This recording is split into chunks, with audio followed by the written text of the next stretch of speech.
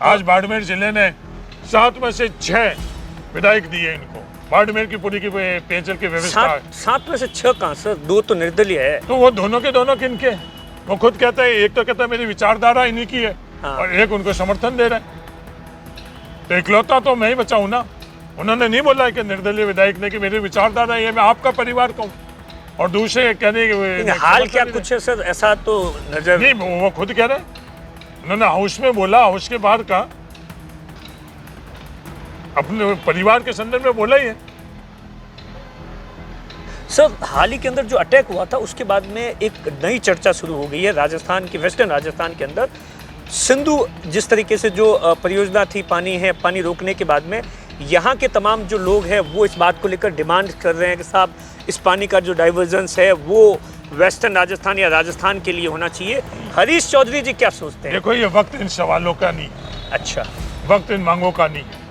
हमारे देश के ऊपर हमला किया आतंकवादियों ने। हाँ, वो 28 परिवार इंतजार कर रहे हैं। वो 28 परिवार ही नहीं, पूरा देश इंतजार कर रहा है। उन 28 परिवार की मांग नहीं है कि उनको शहीद डिक्लेयर किया जाए। पूरा देश की आज भावना है कि शहीद उन लोगों को डिक्लेयर किया जाए। जिस किसी ने भी किया, कोई व्यक्ति हो, संस्था हो, देश हो, उनका पता कर कर उनके खिलाफ सख्त कार्रवाई करे जाए कि किसी की भी हिम्मत नहीं हुई। आज इन स्थितियों के अंदर हम मुद्दों की बात करें, इन स्थितियों में और किसी की बात करें, कभी और वक्त आएगा तो तमाम मुद्दों पर, सिंधु के ऊपर भी बात हो जाएगी, नर्मदा के संदर्भ में भी बात हो जाएगी, इंदिरा गांधी। हाल ही के अंदर मोदी सरकार ने एक और फैसले को लेकर पूरे देश को चौंका दिया है। जब तमाम चीजों को लेकर, इस बात को लेकर डिस्कशन चल रहा था कि भारत और पाकिस्तान के बीच में क्या कुछ होगा, उसी वक्त मोदी सरकार की ओर से यह फैसला लिया जाता है कि सब जनगणना करवाई जाएगी, वो भी जाति के साथ में। ये अपने आप में बहुत चौंका देने वाला फैसला था। अब देखिए, लगातार चाहे विपक्ष हो और खास तौर से कांग्रेस और राहुल गांधी इस मुद्दे को लेकर तमाम तरीके से, आप देखिए कोई भी इलेक्शन हो सबसे बड़ा मुद्दा इसी बात को लेकर बनाते हैं। और राजस्थान में आपने देखा होगा कि हरीश चौधरी कांग्रेस के नेता लगातार इस मुद्दे को लेकर है वो मोदी सरकार से सवाल पूछते रहे हैं। आज इसी को लेकर खास बातचीत करने के लिए राजस्थान तक पर मौजूद है। उनसे जानेंगे जातिगत आरक्षण को लेकर, तमाम चीज़ों को लेकर, अन्य मुद्दों पर भी बातचीत करेंगे। सर सबसे पहले तो कल जिस तरीके से सडनली इस तरीके से जो टाइमिंग थी फैसले की, आपको उम्मीद थी कि इस तरीके का फैसला इस टाइमिंग के अंदर आ जाएगा? देखो, जातिगत जनगणना देश के अंदर सर्वे के माध्यम से हो चुकी। 2011 में जातिगत जनगणना का फैसला उस समय तत्कालीन कांग्रेस सरकार ले चुकी। वो नरेंद्र मोदी जी की सरकार ने, जो आप नरेंद्र मोदी जी की सरकार कह रहे हो, हाँ, वो रोक चुकी। 2015 के अंदर खुद अरुण जेटली जी ने घोषणा करी कि कुछ त्रुटि है और अरविंद पनगड़िया जी के अध्यक्षता के अंदर एक कमेटी बनाएंगे। पर वो नहीं तो कमेटी बनी और नहीं उसका काम है। सिर्फ घोषणा ही, भारतीय जनता पार्टी सिर्फ घोषणा तक की चीज़ें सीमित रखती है। 2016 के अंदर संसदीय समिति को ग्रामीण विकास मंत्रालय ने रिपोर्ट पेश करी, जिसमें 98.8% जो भी आंकड़े हैं उनमें किसी प्रकार की कमियां, गलती, त्रुटियां नहीं है। उसके बावजूद भी सार्वजनिक नहीं करी। सबसे बड़ा सवाल तो ये उठता है कि मंशा के ऊपर, उसमें तो बताया गया कि सब टेक्निकली कोई दिक्कत है, जिसके अंदर मैंने जो पढ़ा, सर हो सकता है मुझे इसके बारे में ज़्यादा जानकारी तो नहीं है। उसमें ये बताया गया कि फाइनली 46 लाख जातियां बताई गई है उसके अंदर जो टेक्निकली एरर, और इसी के कारण उस रिपोर्ट को सार्वजनिक नहीं किया गया, ये तर्क दिया गया था। देखो, 2015 के अंदर अरुण जेटली जी ने खुद ऑन रिकॉर्ड, कल शिवराज सिंह जी ने सवाल उठाया तो उसके उत्तर के अंदर मैंने खुद ने ट्वीट भी किया, और वो आज 64,000 लोग देख चुके हैं, पर उनको वो अभी तक समय नहीं है क्योंकि उनके पास जवाब ही नहीं, क्योंकि असत्य बोला उन्होंने। तो अरुण जेटली जी ने खुद ने 2015 के अंदर अरविंद पनगड़िया जी के अध्यक्षता में समिति की घोषणा करी। भारत सरकार ने जो तय किया उसकी घोषणा करी, पर कभी भी समिति बनी नहीं, वो कमेटी बनी ही नहीं। देश के साथ इससे बड़ा और क्या धोखा हो सकता है? अगर बिल्कुल वो उनका यही तर्क था कि मैं सार्वजनिक हम लोग नहीं कर रहे हैं क्योंकि उसमें त्रुटियां हैं, आंकड़ों में त्रुटियां हैं, तो इनके खुद के ही बातों के अंदर कॉन्ट्रडिक्शन है। और 2016 के अंदर ग्रामीण विकास मंत्रालय ने संसदीय समिति को रिपोर्ट जो पेश करी उसके अंदर बोला 98.8% डाटा सही है। तो जब 2016 के अंदर भारत सरकार ने खुद ने स्वीकार किया कि वो डाटा सही है, तो वो डाटा सार्वजनिक करने से किसने रोका? उनकी सोच ने रोका, उनके मकसद ने कि किसी प्रकार का विवाद रहे, जातियों के बीच में, वर्गों के बीच में विवाद रहे, क्योंकि उनकी सोच समग्रता की नहीं है, उनकी सोच टकराव की है, सामंजस्य की नहीं है। तो सर आपको नहीं लगता कि जो टाइमिंग है, जो पहलगाम के अंदर जो आतंकवादी हमला हुआ, बॉर्डर पर तनाव है, भारत से लोग गुस्से के अंदर है, उसी बीच इस फैसले का इस तरीके से लेना क्या मायने हैं? सियासी सर्जिकल स्ट्राइक हो गया ना ये तो। नहीं, कोई सर्जिकल स्ट्राइक सियासी किस संदर्भ में है? ये जो या बिहार चुनाव से रिलेटेड है? ये जो चीज रोक रखी थी उन्होंने खुद ने, हाँ, उनको किया और दबाव में किया। हाँ। देश के किसके दबाव में? देश के दबाव में किया। अच्छा, देश के दबाव में किया। हाँ। देश की आवाज राहुल गांधी जी बने लगातार हर प्लेटफॉर्म पर करते हैं, हाँ। और ऑन रिकॉर्ड है। हाँ। राजस्थान के अंदर किसने किया? विधानसभा में ऑन रिकॉर्ड पत्र है। क्यों जरूरी सर? मैं जब इसके बारे में मैंने जब कल ये फैसला आया तो उसके बाद में मैंने भी थोड़ा पढ़ा, तो मैंने देखा कि सब 1931 के बाद में कभी भी जातिगत जो जनगणना है वो या तो 41 में हुई थी या 51 के बाद में कभी भी सार्वजनिक तौर पर नहीं हुई, कभी भी। उसके बाद में 2011 से पहले जो समाजवादी पार्टी है या बाकी जो पार्टियां थी, उन्होंने यूपीए सरकार पर दबाव बनाया, तो उसके अंदर एक कॉलम डाल दिया गया। क्यों जरूरी है सर आज के समय के अंदर? दिनेश जी, कॉलम नहीं डाला गया, पूरा का पूरा जातीय आधार पर सर्वे हो चुका। आप फॉर्मेट देखो ना, पूरी की पूरी जातीय आधार के ऊपर सर्वे हो चुका था। अब जातीय आधार के ऊपर जनगणना हो गया था। सर्वे तो उन्होंने सार्वजनिक नहीं करी। अब ये कह रहे हैं कि हम जातीय आधार के ऊपर नेक्स्ट अगला कब करेंगे, ये बात उन्होंने नहीं करी। कल भारत सरकार ने कैबिनेट के बावजूद भी नहीं करी। क्या वही हासिल नहीं कर लेंगे जो महिला आरक्षण में करेंगे? महिला आरक्षण में आपको इस बात का भी डर सता रहा है कि सिर्फ घोषणा कर दी है, कामकाज नहीं होगा? जैसे पहले कमेटी बना दी थी और अब ये हो। हाँ, कमेटी के संदर्भ में भी ये इसलिए लगातार ये आंदोलन जारी रहेगा, क्योंकि ये देश की आवाज है, देश हित के अंदर है, संविधान को मजबूत करने का क्रम के अंदर ये फैसला जरूरी है।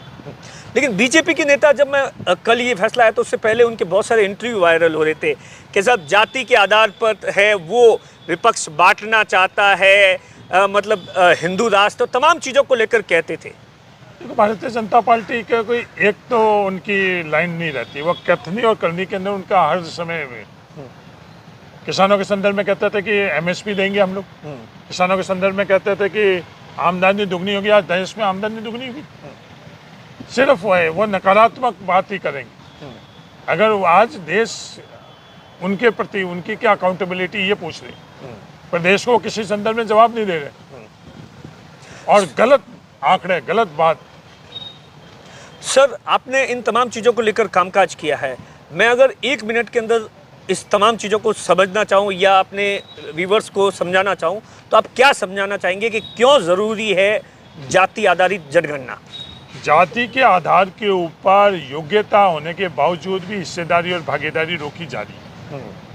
हमारा संविधान इसकी इजाज़त नहीं देता। तेलंगाना के अंदर जो सर्वे हुआ जाति आधार के ऊपर, वो अपने आप ही आंकड़े बता रहे हैं। तो क्या इस देश के हर नागरिक को अपने योग्यता के अनुपात के अंदर ये योगदान करने का अवसर मिलना चाहिए? जो संविधान के अंदर उसकी हिस्सेदारी भागीदारी नहीं, संसाधनों के ऊपर सबकी हिस्सेदारी भागीदारी नहीं होनी चाहिए। सिर्फ मीडिया के मालिकों के पास ही पूरा का पूरा आर्थिक ताकत रहनी चाहिए। मीडिया के जो पत्रकार है, क्योंकि नीचे जाकर कौन काम करता है, उनकी ईमानदारी की मेहनत के कारण तो स्टोरी बनती है।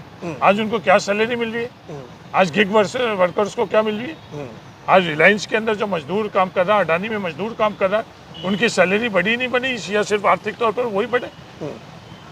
और जो भी हम लोगों के पास आर्थिक ताकत है, उसमें सबकी हिस्सेदारी भागीदारी होनी चाहिए, नहीं होनी चाहिए? तो आपने अपनी सरकार में कभी सोचा नहीं कि सब, जब आप तेलंगाना की बात करते हैं या कर्नाटक की बात करते हैं, तो आपने कभी इस मामले को लेकर उस वक्त के मुख्यमंत्री अशोक जी से बातचीत नहीं की? नहीं, मैंने लगा बिल्कुल करी। अच्छा, मैंने करी, ऑन रिकॉर्ड है ये। आप मतलब मैंने विधानसभा के अंदर ऑन रिकॉर्ड है। हाँ, मंत्री रहते हुए भी मैंने बात करी। हाँ, आज उस वक्त वो देश क्या कह रहा था, राज्य क्या कह रहा था, हाँ, वो उन्होंने महसूस नहीं करा। हाँ। आज उन्होंने भी इस बात का सबसे दिल खोलकर और कल स्वागत किया है, मतलब बताया कि साहब किस तरीके से। अच्छा सर, आपको नहीं लगता कि इस तरीके की जनगणना के बाद में जातियां आपस में देश के अंदर बढ़ जाएगी या विवाद बढ़ जाएंगे, ऐसा लगता है? नहीं नहीं, देश में जातियों के बीच में दूरियां भ्रम भ्रांति फैलाकर करा जा रहा है। जिसने तर्ज के ऊपर ये बात की जाती है कि सिर्फ जातीय आधार के ऊपर आरक्षण, जातीय आधार पर आरक्षण किसका है? सिर्फ SC और ST का जातीय आधार के ऊपर आरक्षण है। बाकी तमाम जो जाति है उनको आर्थिक आधार पर आरक्षण है। आर्थिक आधार के ऊपर आरक्षण है, उसके अंदर 2 वर्ग कैटेगरी बना दी गई, एक OBC कैटेगरी और एक EWS कैटेगरी। 100% जाति का इस देश के अंदर आरक्षण है। भ्रांति इस तरह की फैलाई जा रही है। ये भ्रांति फैलाने वालों का मकसद देश मजबूत हो, देश के अंदर सबकी हिस्सेदारी भागीदारी रही, ये नहीं है। इसके कारण ये भ्रांति फैलाई जा रही है, सच्चाई ये नहीं है। सर, हाल ही के अंदर कुछ दिन पहले ही राजस्थान का जो बहुचर्चित मामला था, कमलेश प्रजापति एनकाउंटर मामला, जब ये हुआ था उसके बाद से लगातार है वो आप पर या आपके परिवार पर, तमाम जो उनके परिवार या समाज के कुछ लोग हैं वो आरोप लगा रहे थे। CBI की जांच हो गई थी, उसके बाद में अब फिर से इस पूरे मामले के अंदर कोर्ट ने एक आदेश निकाला है जिसके अंदर पुलिस पर एक नई FIR दर्ज की गई है और जिसके अंदर साफ तौर पर ये लिखा गया है इस पूरे मामले को लेकर हरीश चौधरी और मनीष चौधरी जो कि आपकी भाई है उनके बारे में, उनके तथ्यों के बारे में भी जांच की जाए। जब ये आपने सुना और इस पर आपका क्या कुछ रिएक्शन है या क्या ऑफिशियली आपका स्टेटमेंट है? नहीं, मैं जब से ये घटना घटित हुई उस दिन से मेरा ये है कि निष्पक्ष जांच होनी चाहिए। राजस्थान के उस समय के तत्कालीन मुख्यमंत्री अशोक गहलोत जी ने CBI में जांच दी। CBI ने एक दफ़े जांच करी, क्लोजर हुआ। एक पक्ष ने वापस उससे असहमति जाहिर करती CBI को वापस जांच करने की मांग करी, CBI ने वापस जांच करी, क्लोजर हुआ।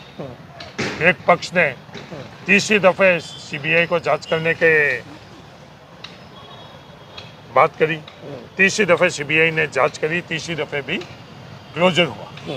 और जब क्लोजर न्यायालय में गया तो न्यायालय में जब क्लोजर गया उस वक्त न्यायालय का जो ऑब्जर्वेशन था कि तीनों के संदर्भ के अंदर जांच करी जाए एक दफ़े। और हरीश चौधरी, मेरे भाई मनीष चौधरी और उस समय तत्कालीन IG गोगोई जी, तो वो कोर्ट का आदेश है।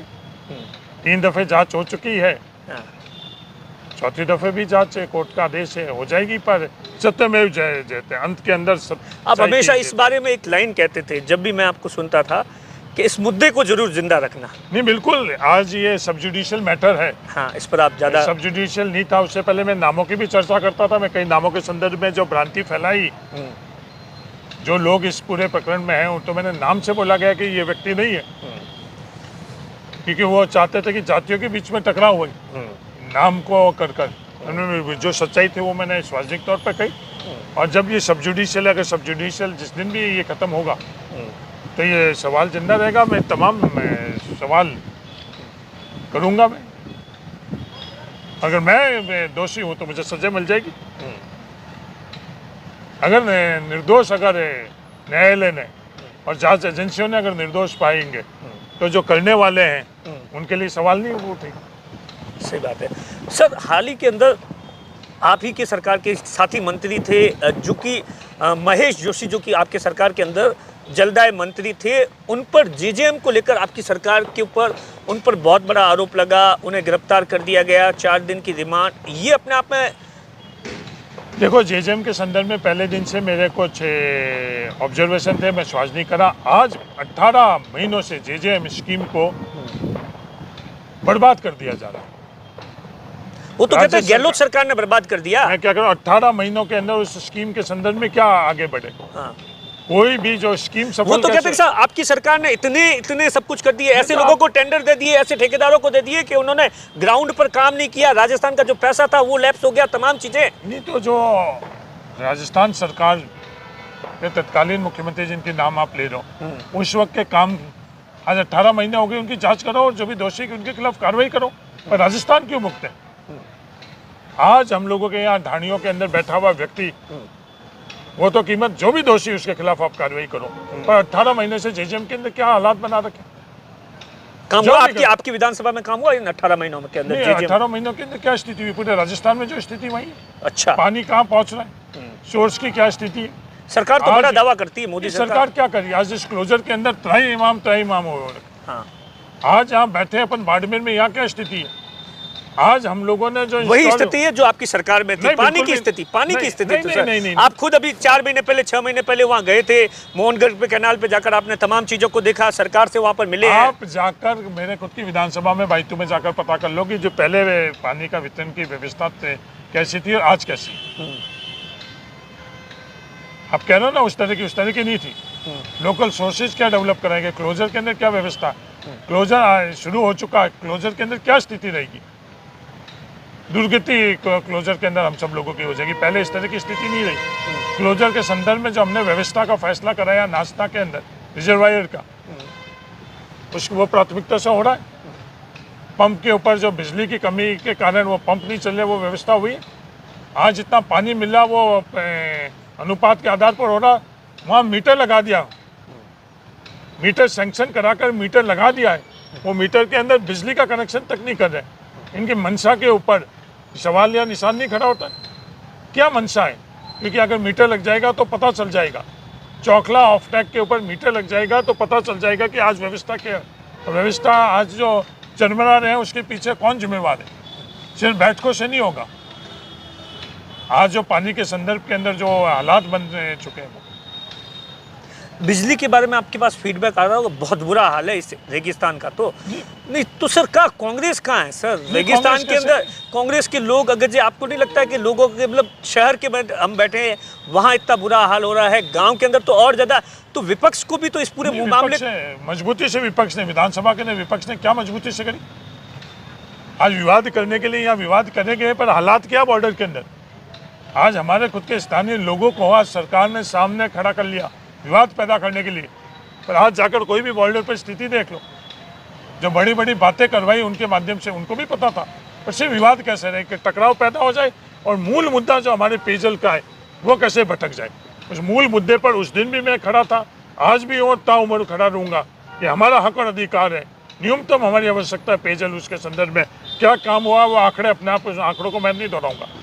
आज वो तमाम काम हुआ उन तमाम काम को इंटेंसली आज राजस्थान की भजन लाल जी की सरकार को मैं ये कहना चाहता हूँ कि जो 18 महीने में आपका कृत्य रहा, उससे ये सवाल हो रहा है कि इंटेंशनली क्या आप पूरे के पूरी इस पेयजल व्यवस्था को चरमरा देना चाहते हो या इसको सशक्त करना चाहते हो?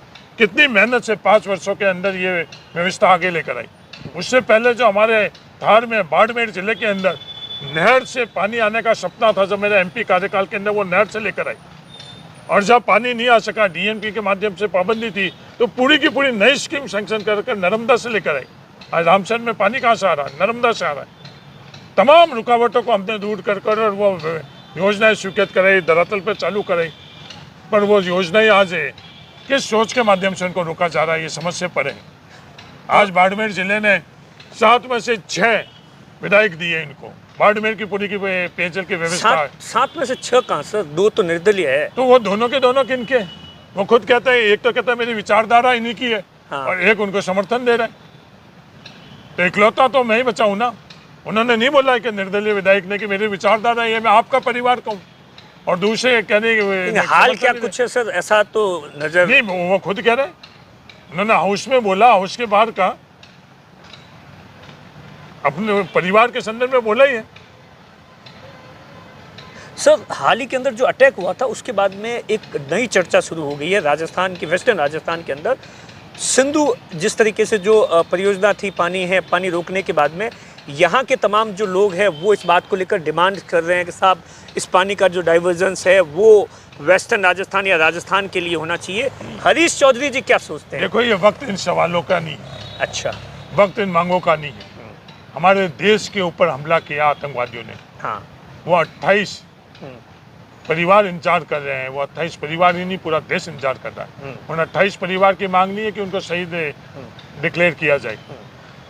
पूरा देश की आज भावना है कि शहीद उन लोगों को डिक्लेयर किया जाए। जिस किसी ने भी किया, कोई व्यक्ति हो, संस्था हो, देश हो, उनका पता कर उनके खिलाफ सख्त कार्रवाई करी जाए कि किसी की भी हिम्मत नहीं हुई। आज इन स्थितियों के अंदर हम मुद्दों की बात करें, इन स्थितियों में और किसी की बात करें, कभी और वक्त आएगा तो तमाम मुद्दों पर, सिंधु के ऊपर भी बात हो जाएगी, नर्मदा के संदर्भ में भी बात हो जाएगी, इंदिरा गांधी नहर के बारे में भी आ जाएगी। इससे इस संदर्भ में जो आज हमारे देश के ऊपर ये हमला किया है, इस समय हम लोगों को इस तरह की मांग है, इस तरह का कोई दूसरा विचार नहीं है। देश उन 28 शहादतों के संदर्भ में न्याय मांगता है। देश के खिलाफ जिस किसी ने भी किया है उनके खिलाफ सरकार की कार्रवाई से, अभी तक 10 दिन की कार्रवाई से, बैटिंग से या तमाम तरीके से जो डिसीजन लिए गए हैं उससे आप संतुष्ट हैं? नहीं, जो ये इस तरह के जो प्रकरण होते हैं उसके अंदर आंतरिक तौर पर ये सब चीज़ें सार्वजनिक नहीं किया जाता। ठीक। नहीं तो हम लोग कोई मांग कर रहे हैं कि सार्वजनिक किया जाए। हम साथ में विपक्ष के नाते और देश के नागरिक के नाते मैं भारत सरकार के साथ में, अब भारत सरकार को पता करना है कि किन्होंने किया है, भारत सरकार को निर्णय लेना जिन्होंने किया है उनके खिलाफ कार्रवाई क्या करनी। ये थे हरीश चौधरी जिनसे आपने तमाम मुद्दों के बारे में अपनी बात रखी। नमस्कार।